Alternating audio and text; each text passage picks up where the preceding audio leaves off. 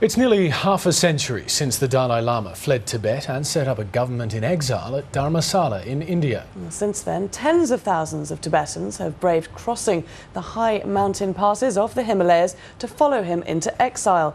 But as Tony Birtley reports from Dharamsala, many still retain hope that one day they'll be able to return home.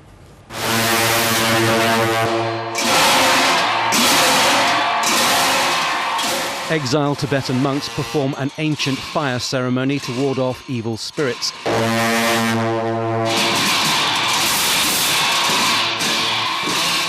It originated to chase away demons and protect the kingdom of Tibet from its enemies.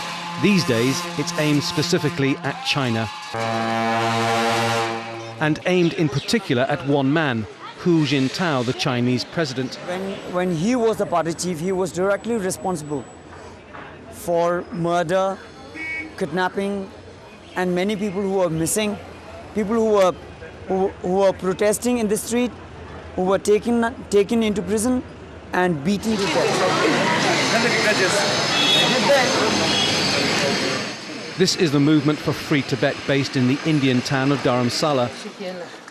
There are more than 150,000 Tibetan refugees around the world. The majority are here on the Indian side of the Himalayas, a 3-week walk over this pass to their homeland.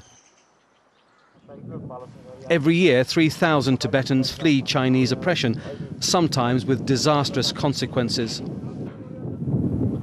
This scene was filmed by a mountaineering team. Chinese soldiers shot dead 2 fleeing Tibetans. Most of the others were arrested. Kung was in that group, but he was lucky.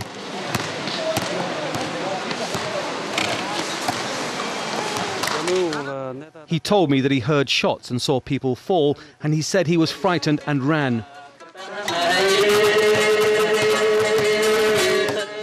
And he told of the oppression of Chinese rule and suppression of the Tibetan people. For him and other young Tibetans, this transit school in Dharamsala is the first chance to see their national flag, hear the Tibetan anthem and sing their songs of freedom. The plight of the Tibetan people has virtually disappeared from the political map. The Dalai Lama, the spiritual leader, is 71 years of age, and when he dies, it's feared that the voice for real, free Tibet could die with him.